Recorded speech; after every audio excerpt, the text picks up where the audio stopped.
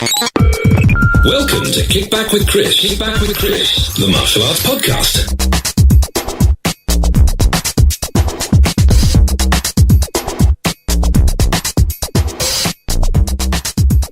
Hello and welcome to episode 31 of Kick Back with Chris, the martial arts podcast. I hope you're having a great day, morning, evening, afternoon, whatever it is where you guys are, and a great start to your week. So joining us later today, very excited to announce that we have Rob from McDojoLife joining us. It's actually a fantastic interview, one that I really did enjoy going through with him, and as you'll hear later on, some interesting topics raised, you know, some food for thought for sure, maybe some controversial points for some of you, but that's the whole point of this podcast, not to be controversial, but, you know, to have these conversations that, you know, sometimes for some people might be difficult hearing, but, you know, it's good to challenge our thoughts. You know, as I've mentioned in previous episodes, you know, I myself have had my opinions on certain things changed through conversations with other people, and you know that's what it's about. You know, we're learning, growing, and evolving our thoughts and our training within the martial arts. So before then, what we're going to do is we're just going to go through a few bits of news, as we always like to do at the start of every episode. So we've got a couple of bits that have been posted in our event promotion group on Facebook. If you're interested in posting on there, if you look up Podcast Martial Arts Event Promotion, and you'll find us. The first one is from Mr. Brad Hennessy, who has popped on to let everybody know about the ICO British Open 2019, taking place on Sunday the 7th of April at the North Solihull Sports Centre. This will also be a qualifying event for the ICO World Cup 2019 in Glasgow, Scotland. Now, the details are for the Sunday the 17th of April event. As I say, it's the North Solihull Sports Centre. The postcode for that is B375LA. It's open to all associations and organisations. There's a spectator fee of £5 on the door. I'm assuming that if you're wanting more information, the best thing to do is to pre-register for information is go to and I'll write this out, speak it out, KIHAPP.com. So that's kiap.com. And the registration closes on 2nd of April and opens on the 14th of March. I should have said that the other way around. But there we go. It's done now. Now, the next one is from Susan Crawford, who's popped on to let everybody know about the Legacy Challenge. I'm just going to read the details here that she's posted. So 5 weeks to go until the first Legacy Challenge martial arts tournament. This is not one to miss. Sunday the 17th of March, East Durham College in Peterlee. The pre-registration offer is the first division £20, subsequent divisions are £10. Registration closes on the 10th of March. Registrations on the day are £20 each division, so get registered now, obviously. And beginner sections available for 17 years and under in points and kata. It's a qualifier for the WMO. If you're interested in more details, if you look up the Legacy Challenge registration on Facebook, they also have a website which is hang on, I'm not reading all that out. That's a little bit of a mouthful. Let me see if there's a smaller link for it. Forms, right, so I can say this. So forms.zohopublic.eu. So that's ZOHOPUBLIC.eu.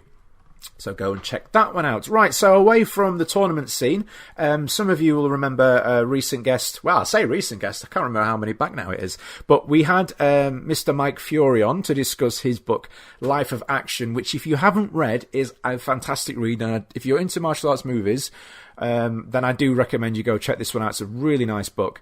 Now, he's actually got some of the merchandise and things available, including some really nice limited edition prints, mugs, that sort of thing, and of course the book as well. So if you pop along to mikefury.net/store, you can check that out there. You can actually get the book there for $19.99 at the moment, which is a cracking deal.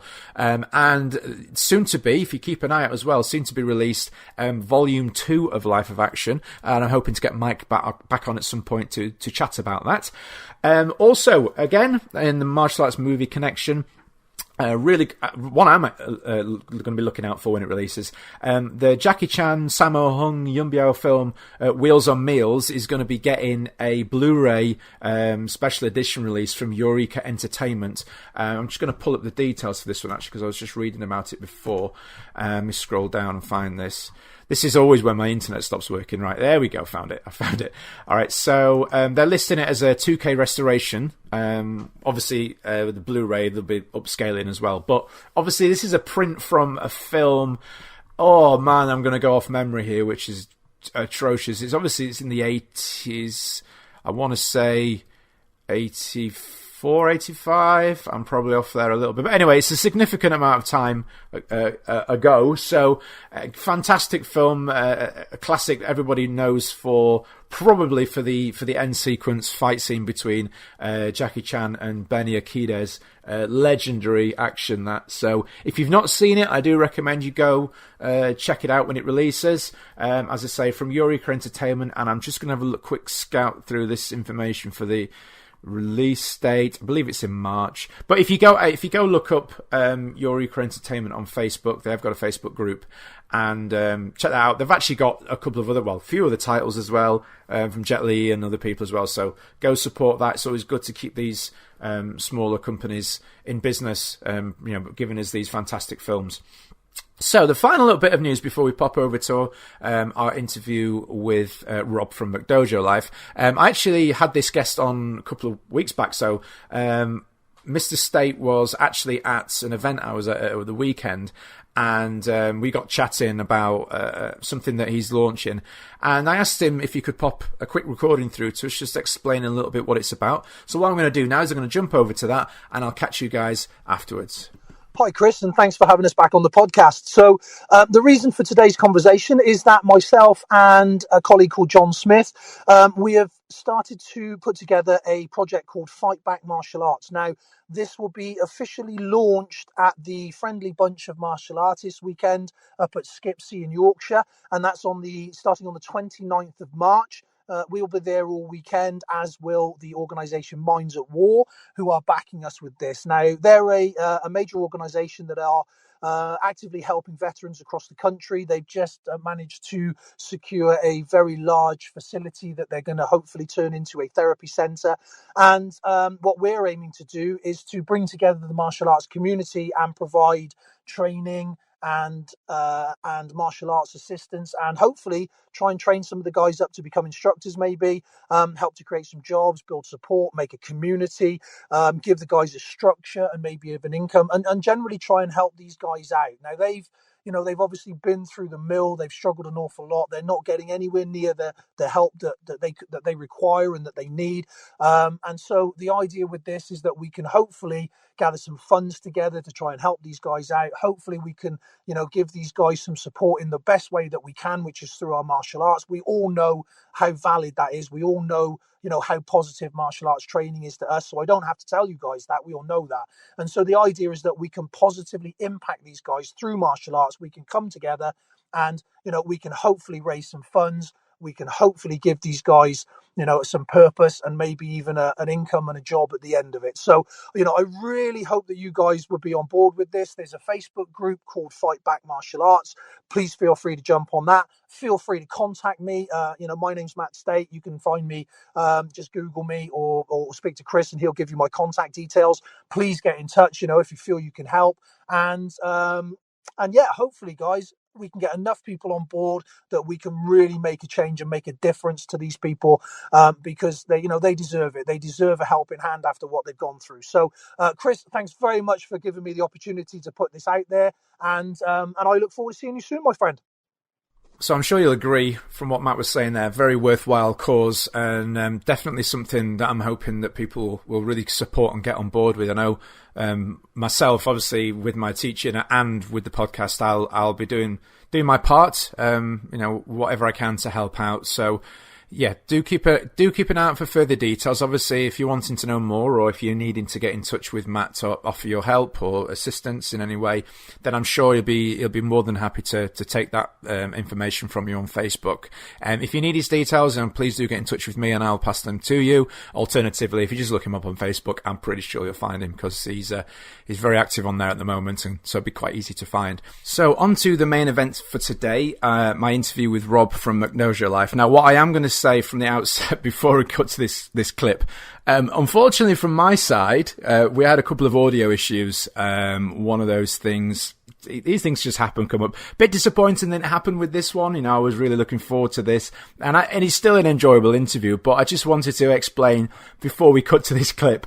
If you're hearing some weird squeaks and noises, for some reason, one of my additional external microphones decided to switch itself on, and yeah, you can probably hear the underneath of my seat creaking quite a bit through this one. But you can still enjoy the episode. But I just wanted to explain, just so that people aren't messaging in asking what the weird noises are. So yeah, we'll cut to that interview now. Enjoy, really good food for thought, and I'll catch you on the other side. You're listening to Kick Back with Chris, the martial arts podcast, brought to you by www.onlinekicking.co.uk. Okay, guys, so joining us on the phone now, we have a very, very special guest joining us from practically across the other side of the world. We've got the fabulous Rob from McDojoLife. How are you doing, sir? Hey, good. How's it going? Really, really good. I can't tell you how genuinely excited I am about this interview today, because I've been following your social media posts now for a while. And as a martial arts school owner, I see this sort of thing in the industry. Sometimes we struggle to sort of take fun of ourselves a little bit. We take it maybe a little bit too serious. And I love what you're doing with this. Absolutely brilliant. So what I'd love to do is to go right back to the start and find out a little bit about yourself and when you first got into martial arts, what maybe prompted that, and what systems you were training in. Yeah, definitely. Well, I started the martial arts when I was 12. I was born with a cleft lip and palate, so okay. I have scars on my face from the surgeries that I had to undergo. Okay. And, as a kid, you get picked on and teased for things like that from children. And one day in middle school, I got hospitalized by a group of kids. They jumped me. They stepped on my head. They stabbed me with pencils, and they beat me down for 5 minutes. Wow. The only reason I know it was 5 minutes was because they started beating me when the bell rang for the class to be out. And then the next bell to ring is for the next class to be in. And they beat me from the bell to the bell. So it was pretty bad. 2 teachers stood there and watched the whole thing and didn't do anything about it. They just kind of allowed it to happen, mostly because the law or the rule in the school was we had a police officer on site, and that police officer was supposed to be the one that was supposed to break up the fights, and he was breaking up a fight at that time on the other side of the school. So I just pretty much got beaten down. And then my friend of mine at the time, who was running late for that class, he came up, he handed me a card. It was for karate, and he said, "You need this." And I asked my mom, who wouldn't let me do really any sports at all. She wouldn't let me do anything because she was afraid I'd get hurt. But after that, I asked her if I could do karate, and she gave it to me as a birthday present. So now every year during my birthday, I celebrate another year in the martial arts. Fantastic. How many years is that now, then, sir? This April will be 22 years. Wow. That's great. That's great. I mean, I was in the sort of late 80s, so I was sort of like a child of the sort of Karate Kid era.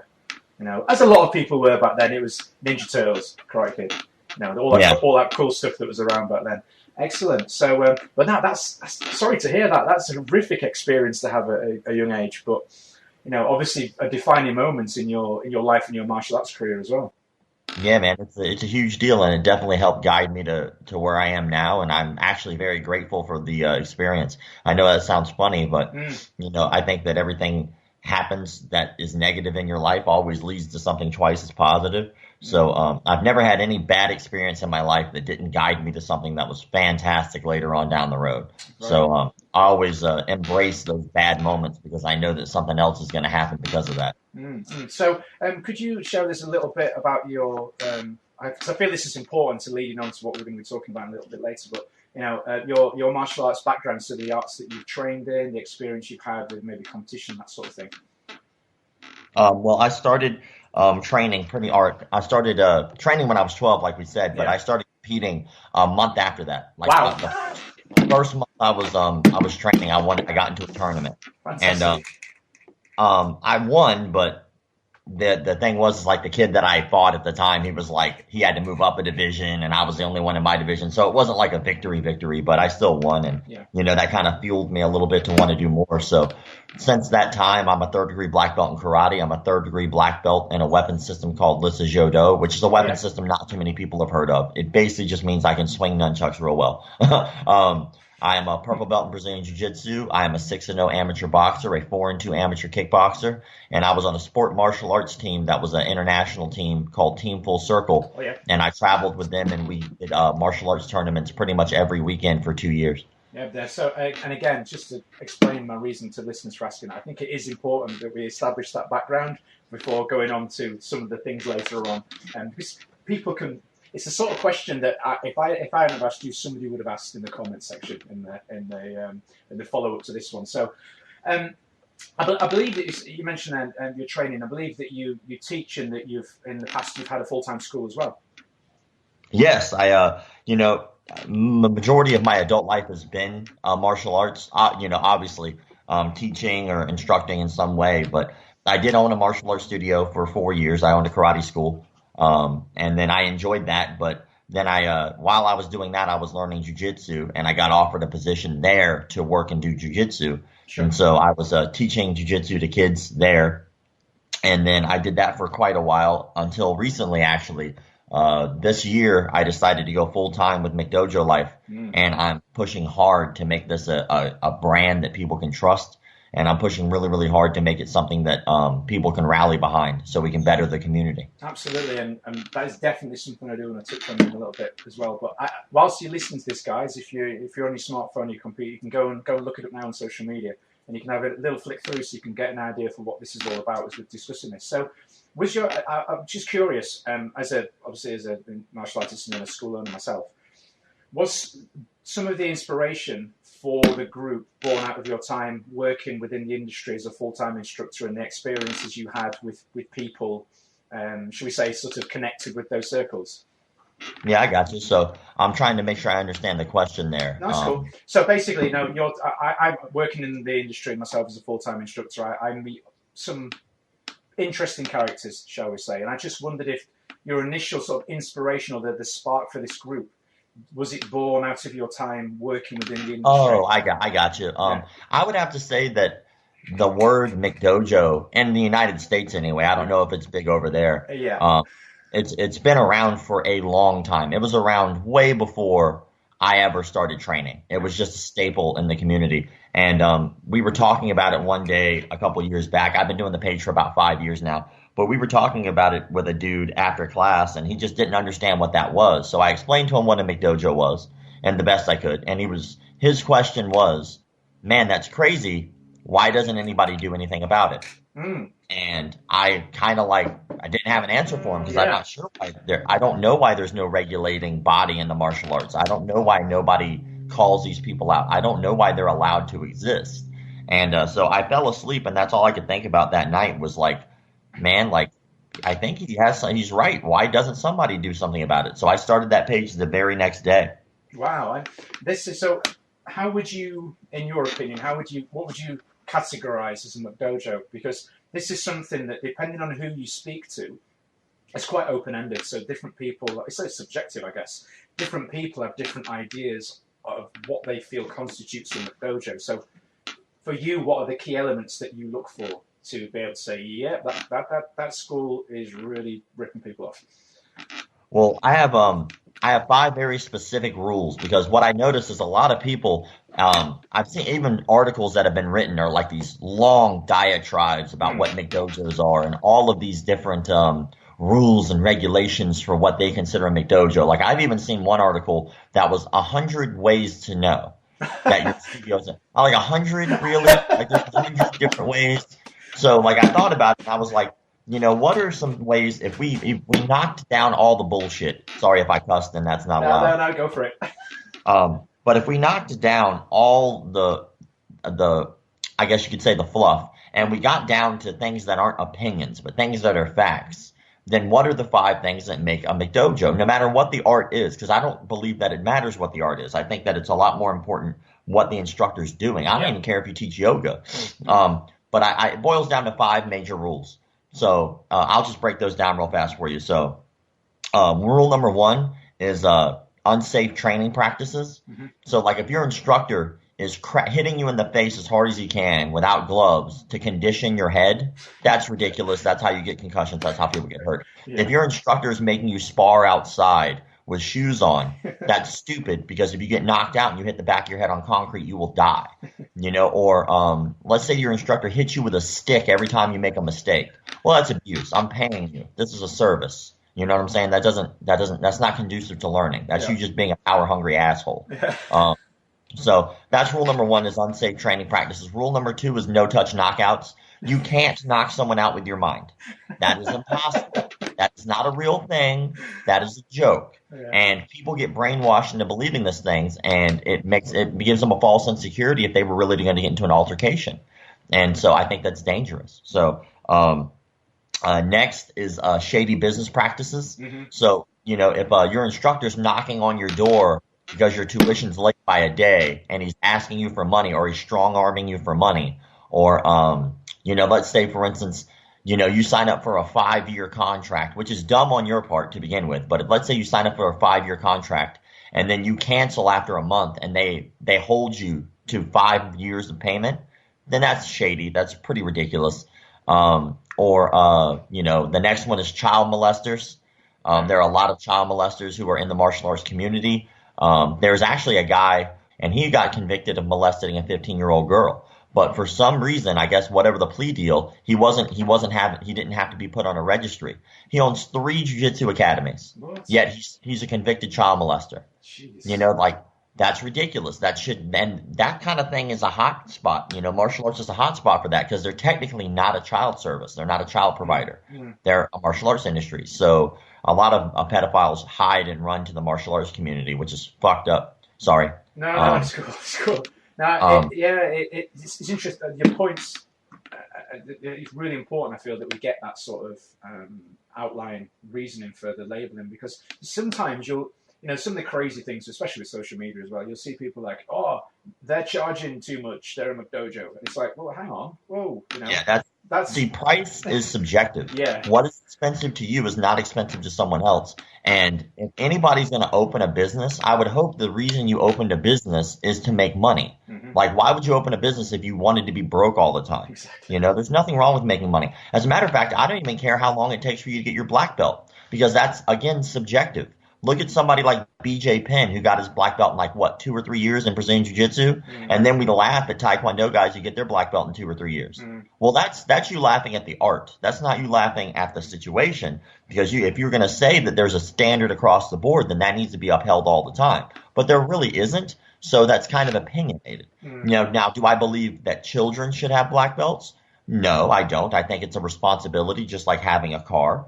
I think that no matter how much you've been racing your little 4-wheeler or your tricycle, doesn't mean you get to have keys to a car at the age of 6. You're not responsible enough. You don't understand the responsibility of what you have.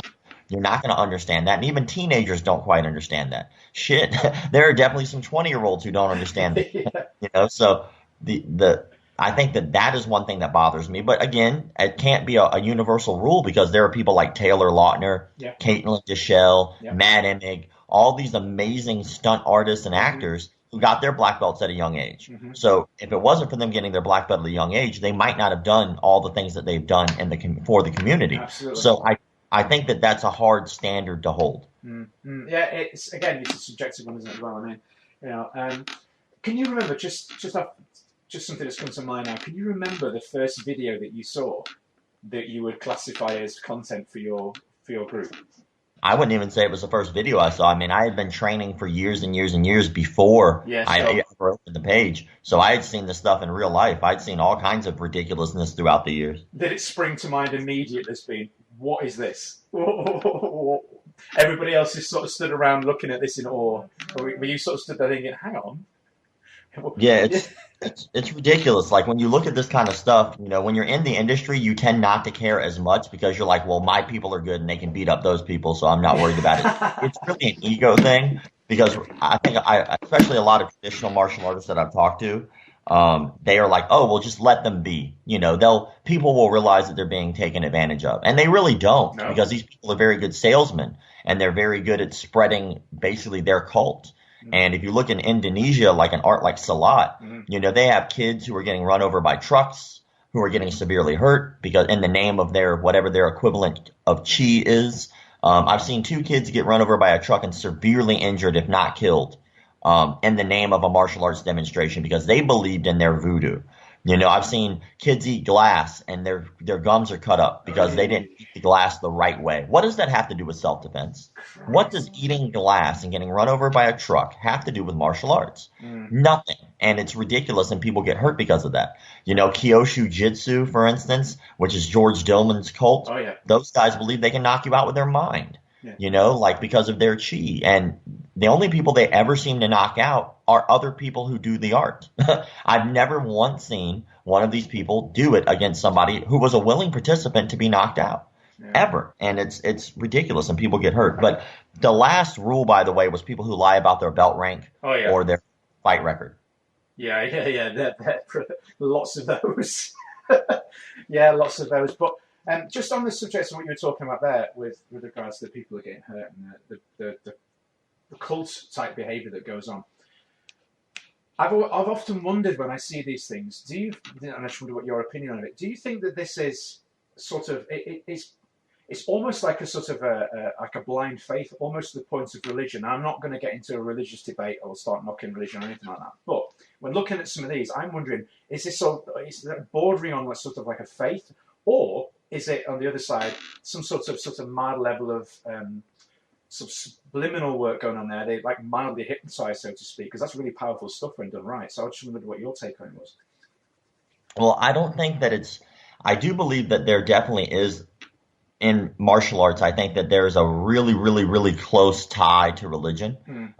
You know, like, again, I'm not going to get too much into it, but, you know, most people, as an example, you know, I'll just give you one example. Like every year, whenever I go to midnight mass, which I'm not a very religious person myself, but I go to midnight mass with my best friend's family. Okay. And they are really religious and they're very Catholic.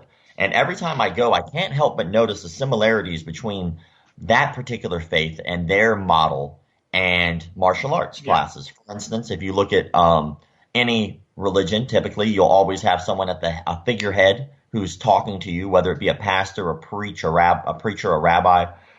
They're always standing at the front and talking to you as a group.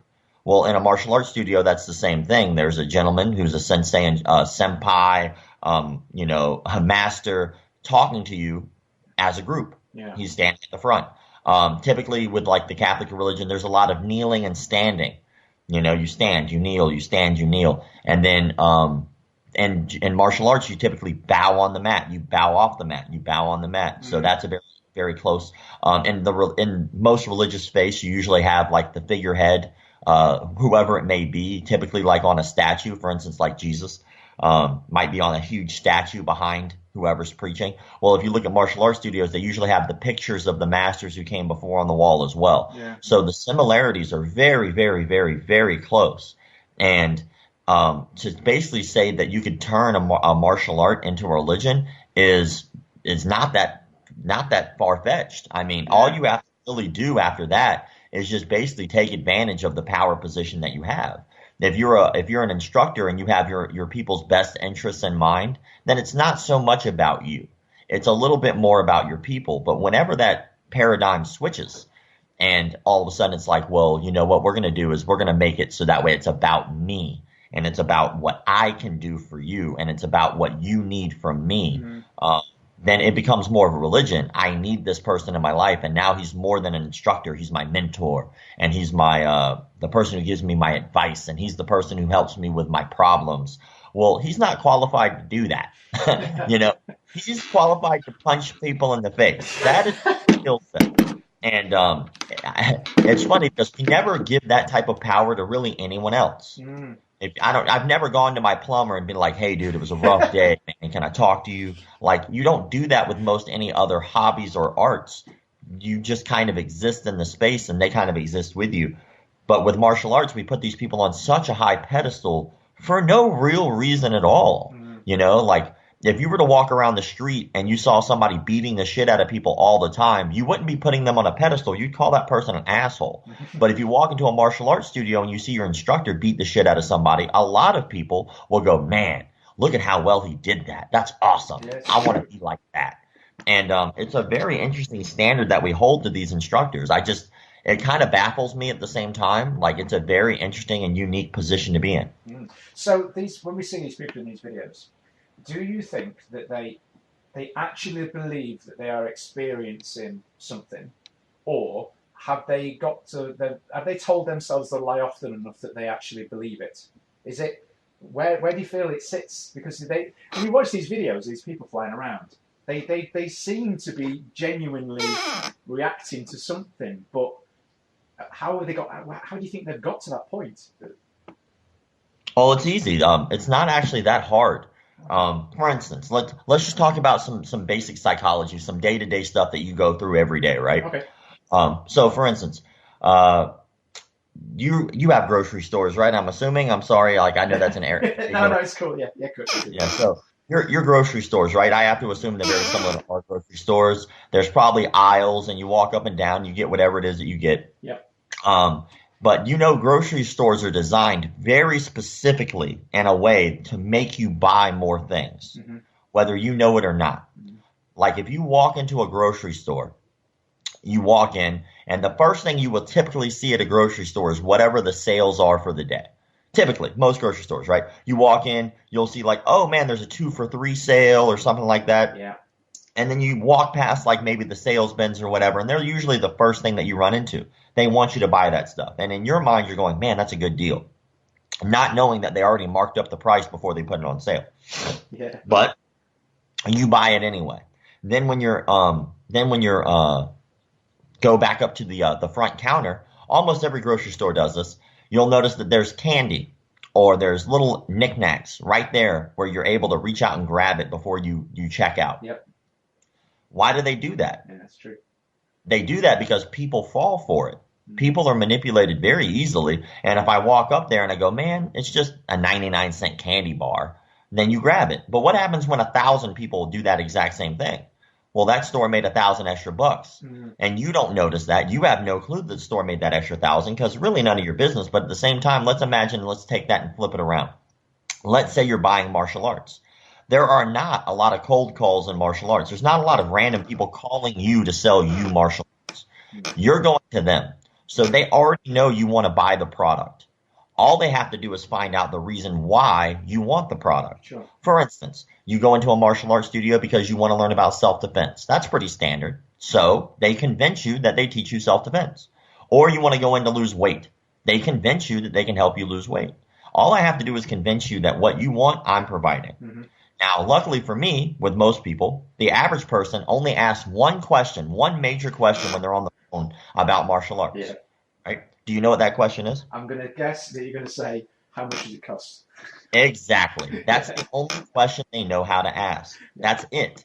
Yeah. They don't ask the more important questions like, are you background checked? Are you CPR certified? So if I have a heart attack, or not a heart attack, but if I have a medical issue, you can help me.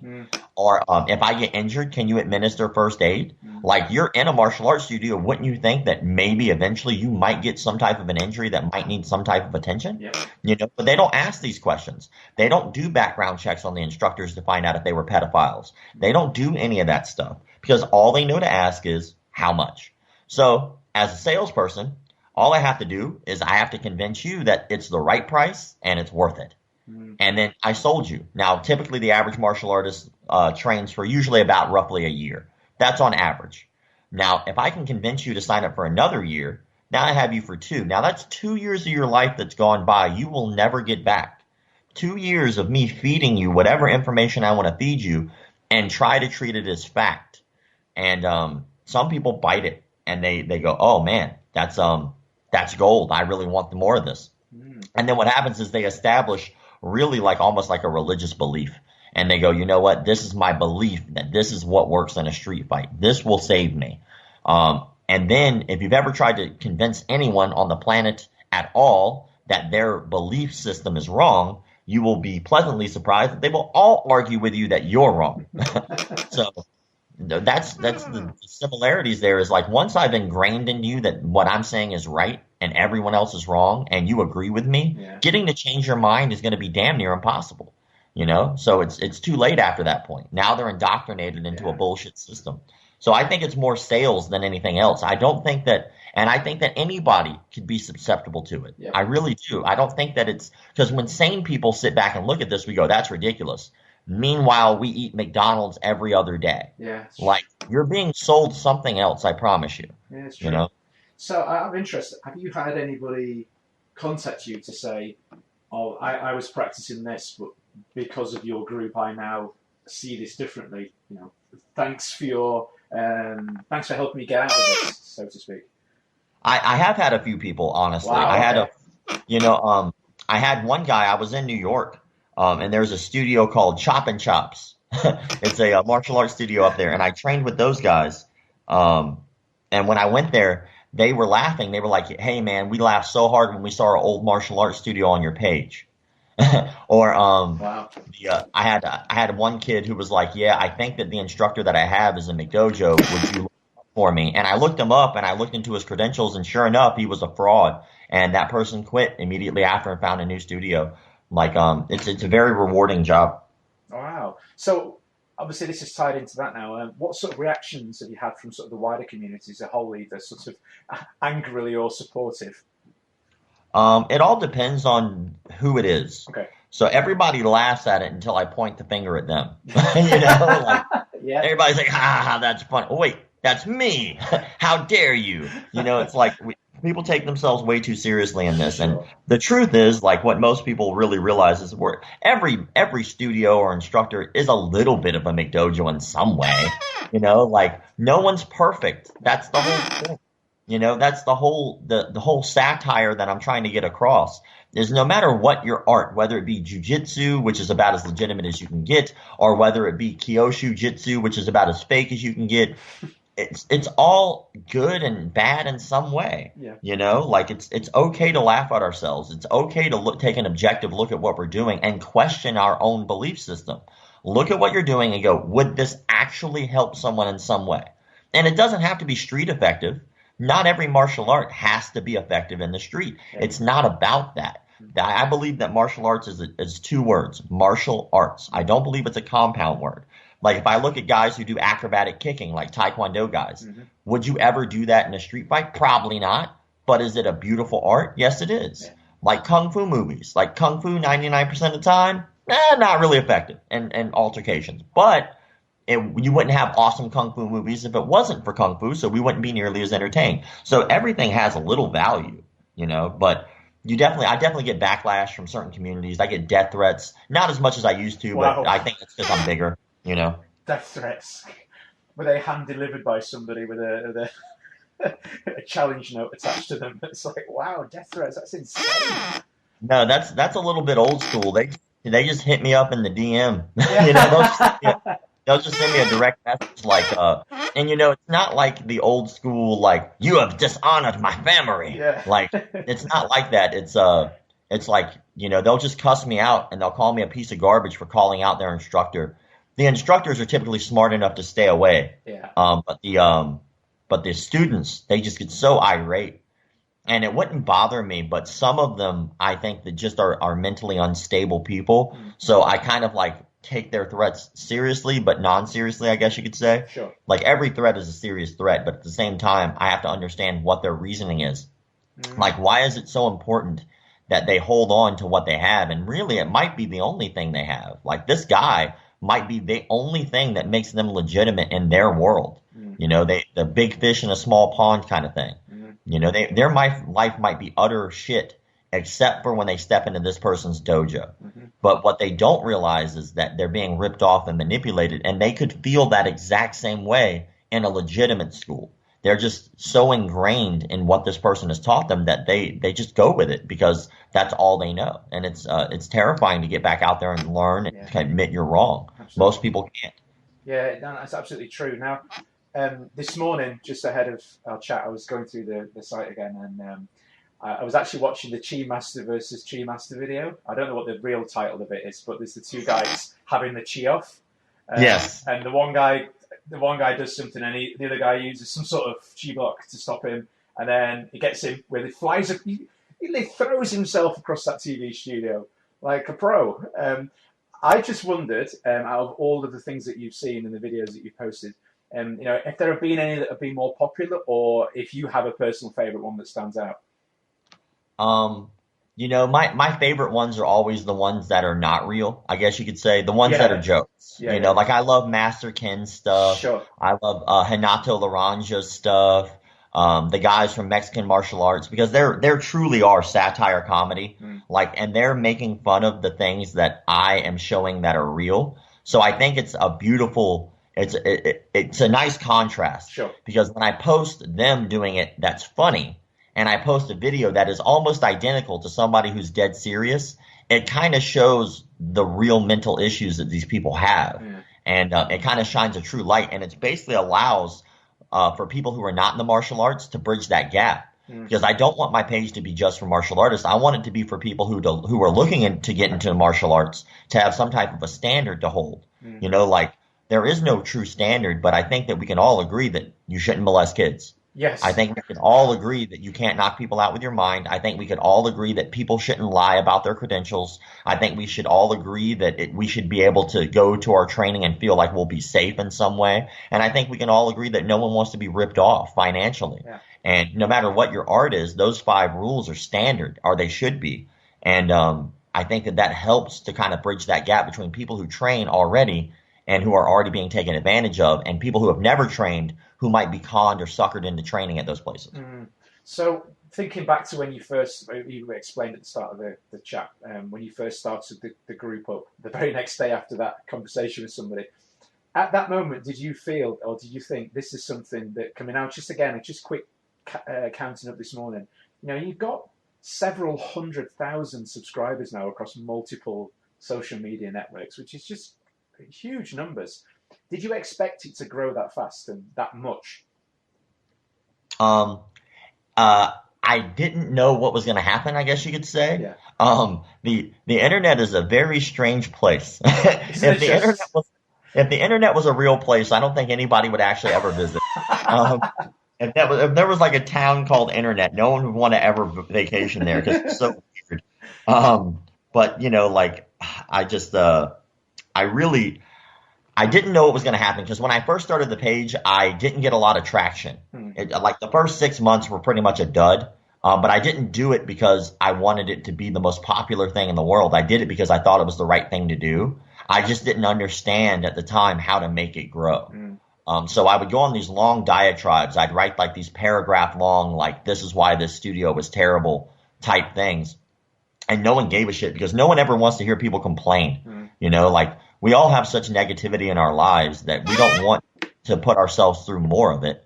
Like politics and people arguing about religion, or people fighting in the streets. No, people want to escape that. They don't want to be a part of that.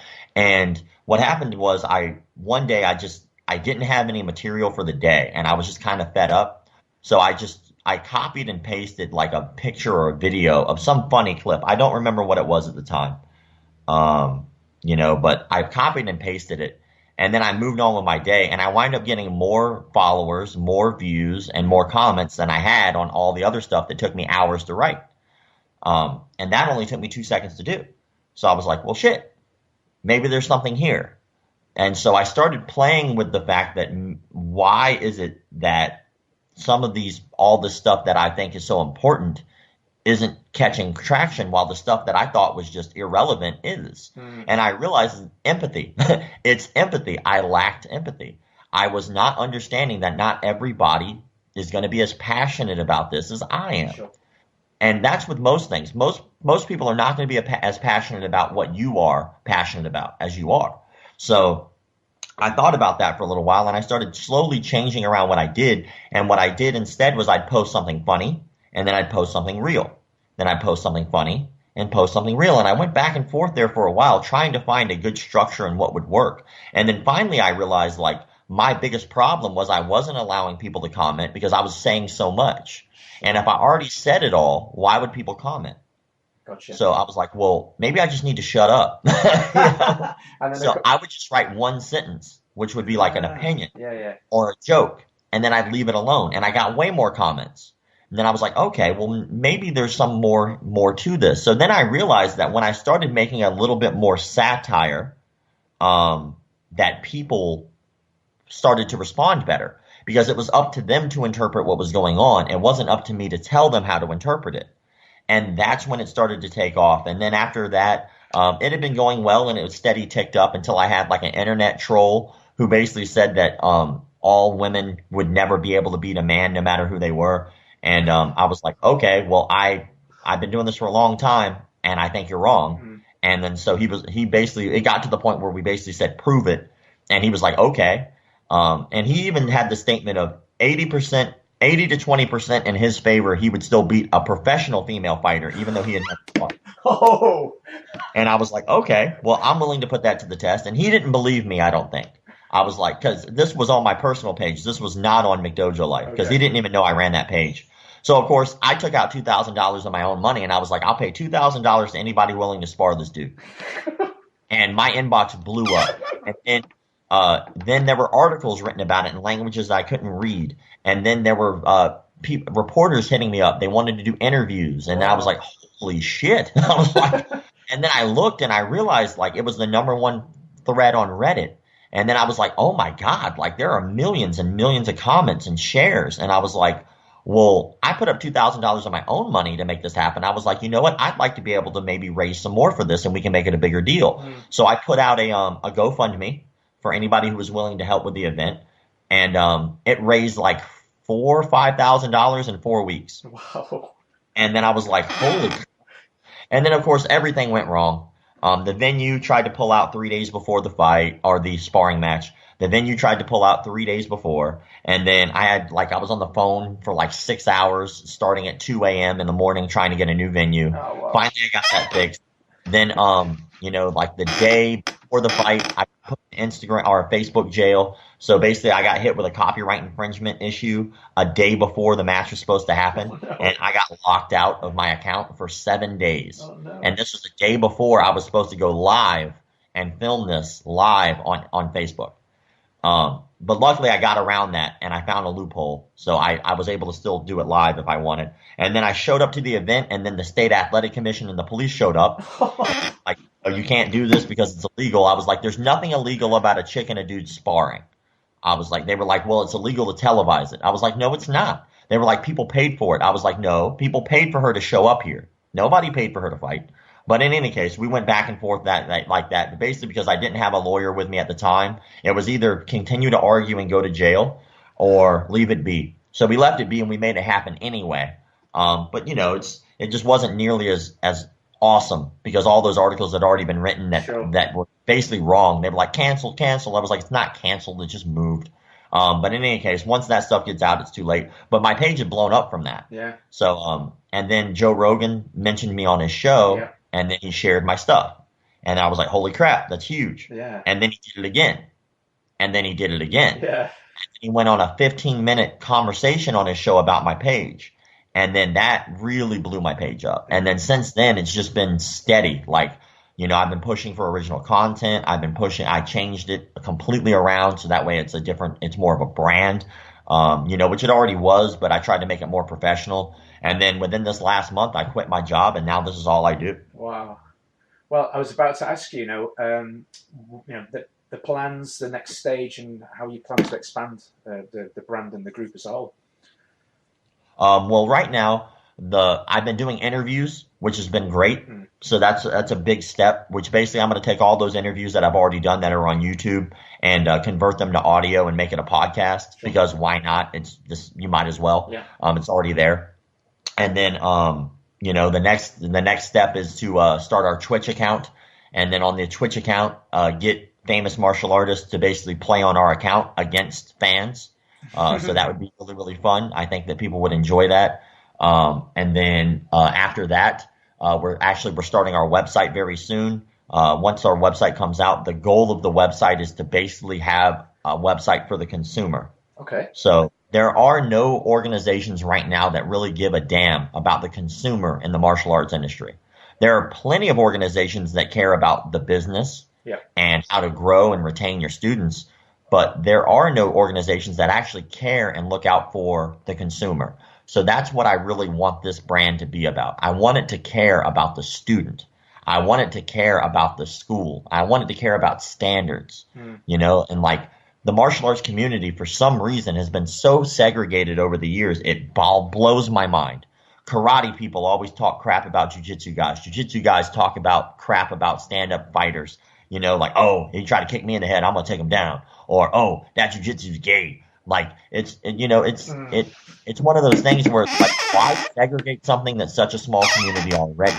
You're basically shooting yourself in the foot. And when I realized the reason that is because there is no standard. Everybody thinks that their standard is correct, when the truth is that really they're not looking at what should be looked at. They're so busy worried about kicking and punching correctly that they're forgetting about all of these other things that are so much more important. You know, like, are you abusing your students? Like, isn't that, like, I don't give a damn if you're kicking and punching correctly. Are you abusing your students? Are you taking advantage of them financially? You know, are you lying to them? These are standards that everybody should uphold. I don't give a damn what studio you're in. I don't care what art you do. You should at least hold some type of universal standard. Yep. You know, and that seems to be a little bit more maybe of a moral thing, but I'm not the moral police. You know, I don't care if your instructor smokes or drinks or does drugs. I don't care. If he's helping you and he's helping make you a better person, who gives a damn what he does behind his closed doors? You know? Wow.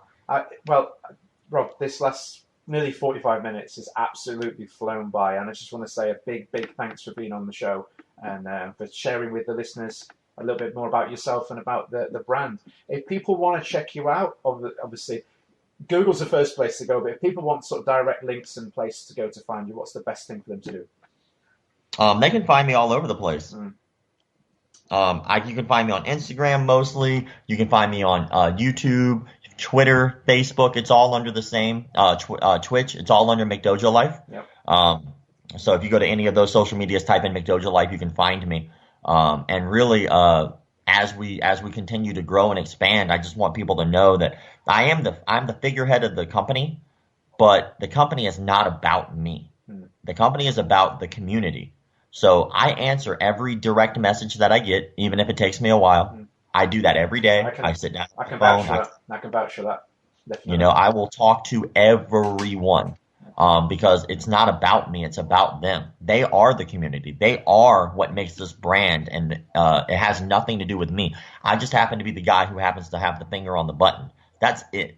You know, so I want to make sure that everybody understands that it's our job as a community to keep track of our community. You know, if you were in a neighborhood and you found out that the guy across the street is selling crack out of his house, you know, and there's 10 of you on your block and there's one of him, why aren't y'all as a community doing something about it? You know, because what will happen is inevitably one bad fruit will spoil the bunch. And if that person's selling crack out of his house, best believe it's going to start to spread throughout your community. I promise you. So why would we as a martial arts community sit back and let that virus of these crazy people continue to flourish when all we have to do is say or do something? Well, I commend you, sir. You're a braver man than many for taking this on, that I will say. And I look forward to seeing how things continue to grow.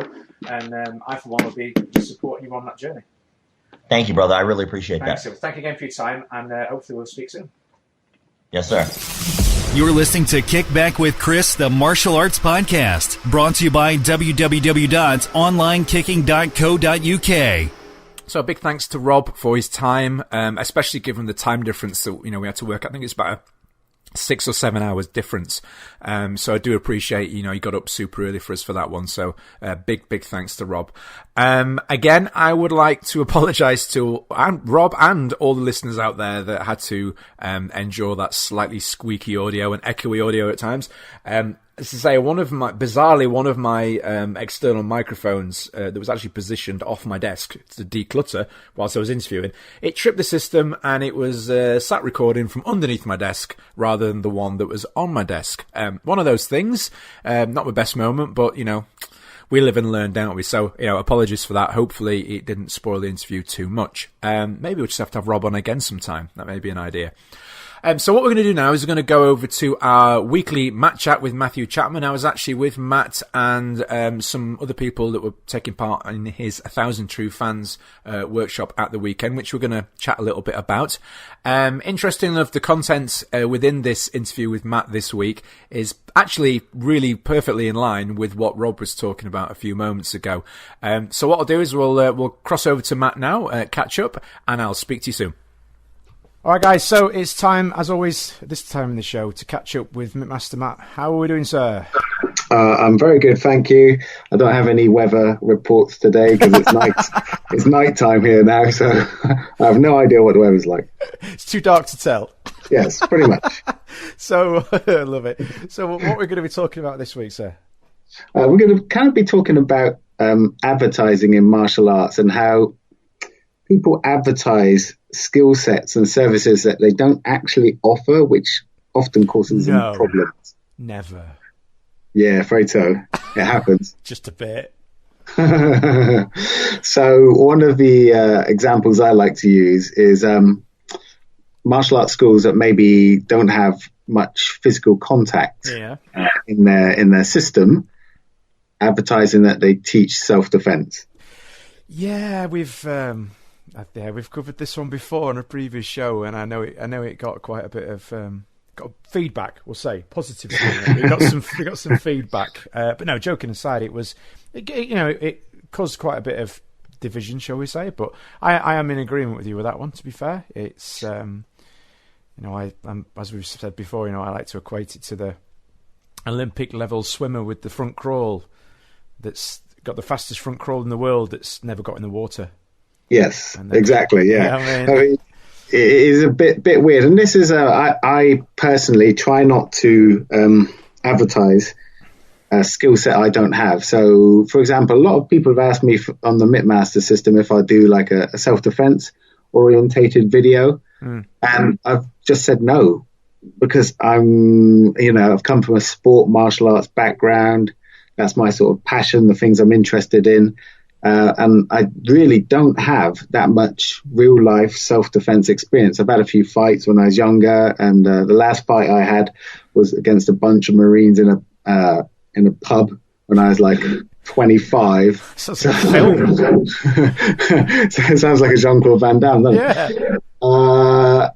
And so I don't really feel competent and capable to teach people about that because it's not really my area, and I think a lot of instructors kind of blur the lines a little bit and think just because they maybe are a bit handy in the sort of ring or in competition that they think that necessarily equates to self-defense. And if you speak to anyone who knows anything about real self-defense, who's been there, done it, faced it and come out the other side, the skills don't really cross over like that. So there's a lot of this in martial arts, people advertising that they do this certain thing, but in reality they don't. And that's dangerous. And you see all the YouTube videos, don't you, of the people doing crazy knife defense. I think I shared one where the guy kind of had a knife against his throat, ducked his head down and rolled underneath the person's arm, therefore cutting his own throat as he escaped from the knife. And I was just like, people teach this stuff and their students believe it, and it's just downright irresponsible, dangerous, and not good. So it is, and there's absolutely nothing wrong with respecting your own skills and on the other side your own limitations as well. I don't actively promote that we teach self-defense because we don't. I mean, possibly could a byproduct of their increased confidence through training help them to potentially keep out of those dangerous situations? Arguably, it might, but I'm not going to promise anything because that would be irresponsible. But you wouldn't advertise a rugby session and then everybody turns up and it's like, it's a bit like rugby, but it's a bit more like football. You're not allowed to tackle, or so it's confusing for people. You can't advertise you do something and then them turn up and then it's not only confusing, it's freaking dangerous. If someone thinks that this particular move that you've taught them, never tested, never tried in a real situation against a resisting opponent who's trying to hurt you. And you teach them that and they try it, the consequences could be, they could get seriously hurt or even, killed. And it's just not to be done, in my opinion. And there's, not wanting to get down the boring side of it, but there's the legalities as well. You've got to be careful in this day and age, really. If you're I would imagine. I'm surprised it doesn't happen more. To be honest, the amount of people that do actively promote, as you say, it probably does. The no but contact what happens is, their student tries the crazy wrist lock against the sort of 19 stone gorilla in the pub, gets knocked out, and then blames themselves for not executing the technique right, rather than the fact that the instructor shouldn't have taught them that technique in the belief that they could throw this beast onto their head. Fantasy martial arts, there's a lot of it about. So I think, at the least side, it's kind of mildly entertaining and slightly funny, but at the worst, it could be downright dangerous for people. Yeah. Now, I mean, on the other side of this, I suppose, with regards to the incorrect sort of advertising, there are a lot of people out there that actually do themselves a bit of a disservice as well, isn't there? They might be teaching a really good class, and their advertising is just horrific. It's going completely the other way. Like, I've been guilty of this in the past, in my younger years, and I've done this nice poster, and there's me doing this big sidekick, like kicking light bulbs out, and I'm like, come and be like this, and then somebody's looking at it and going, I don't want to do that. It's not not that they don't want to do that. They might do, but it's like they can't. Yes. They can't kick above ankle height, so they can't possibly see themselves doing a vertical side kick. Yeah. So that type of advertising doesn't help martial artists either. I've seen all sorts of things. I've seen adverts for kids classes, which shows people in an MMA fight getting elbowed in the head, and I'm like, adults in an MMA fight getting elbowed in the head. I'm like, how do they think this is going to attract parents to want to bring their kids along? Advertising and getting it right is very, very tricky. It's trying to get the right market, the right message to the right market via the right medium. But part of that is obviously basically realizing that, if you don't teach, I don't teach acrobatic martial arts. I don't pretend I do. I don't put it on my flyers for my kickboxing school. I don't teach like XMA or anything, any of that, because it's not a skill set I possess. And the same thing, when I've had people come and say, can you teach me knife defense? Because I've done a fair bit of Filipino martial arts and knife defense. I go, I'd rather not, because I'll give you a false sense of security.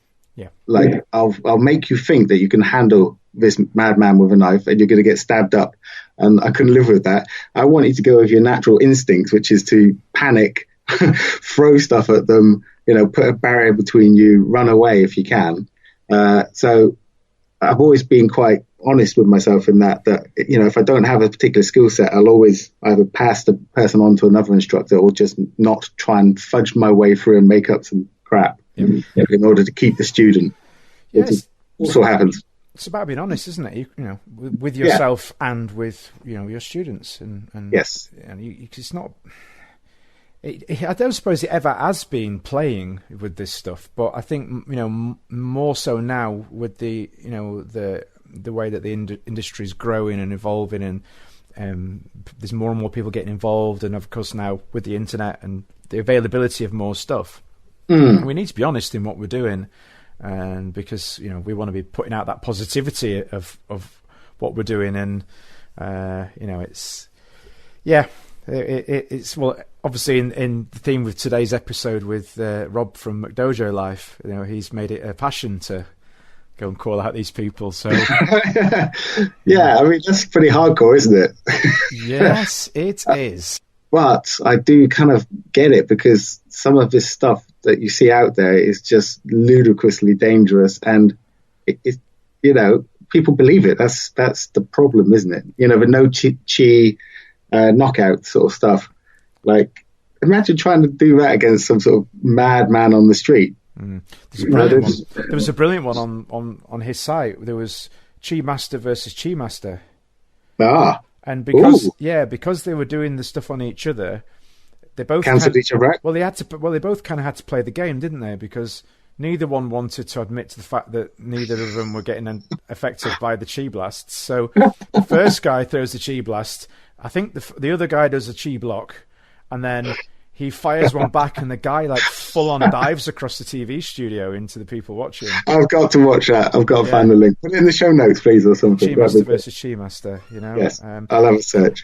This is the difficulty with this, though, isn't it? Because without wanting to go down a completely different avenue with this conversation, but if let's say, right, if there are people out there that can, and don't send me loads of hate mail, people now, okay, for what I'm going to say, but let's say there is like 1% of these people that are kind of something like a little bit genuine.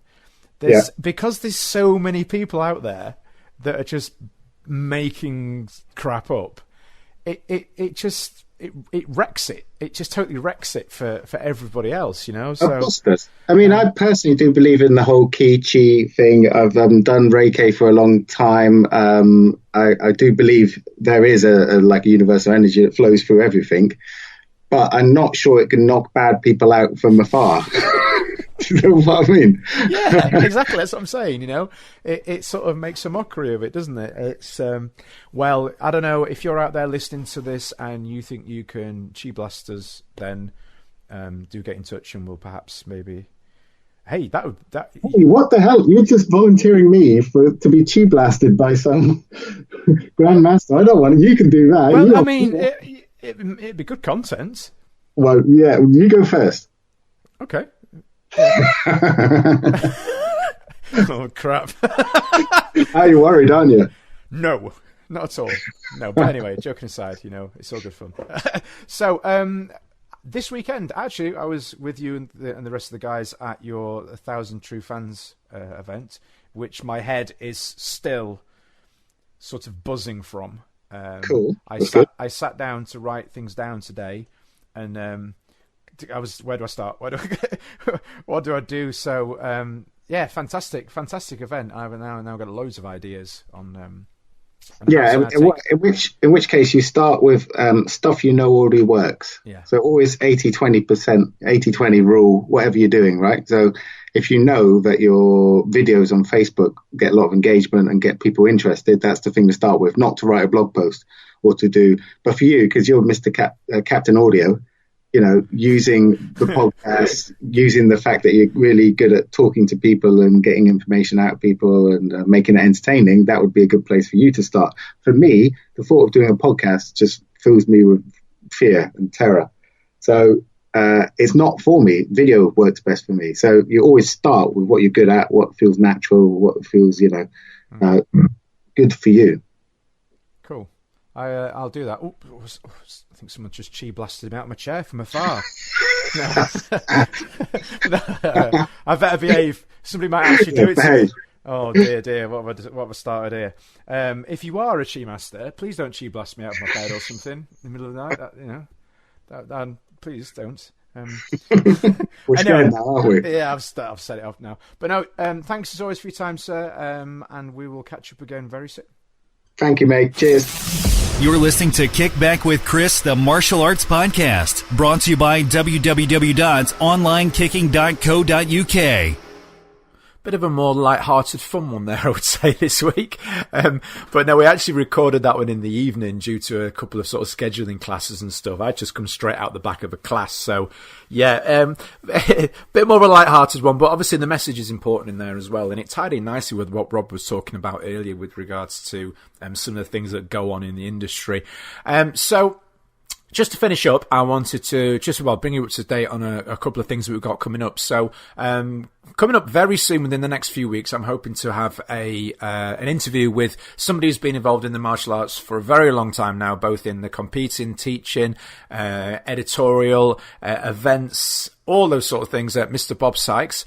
As well, I'm going to be catching up with a couple of other instructors across the country, talking about many different industry things, you know, obviously their backgrounds in teaching, running full-time schools, that sort of thing. As always, and another thing, actually, before I forget, thanks to the people that contributed to the thread on Facebook, giving me suggestions for people they'd like to interview and tagging some people in. That was really, really kind of you guys. And I'm going to see what I can do on all of those.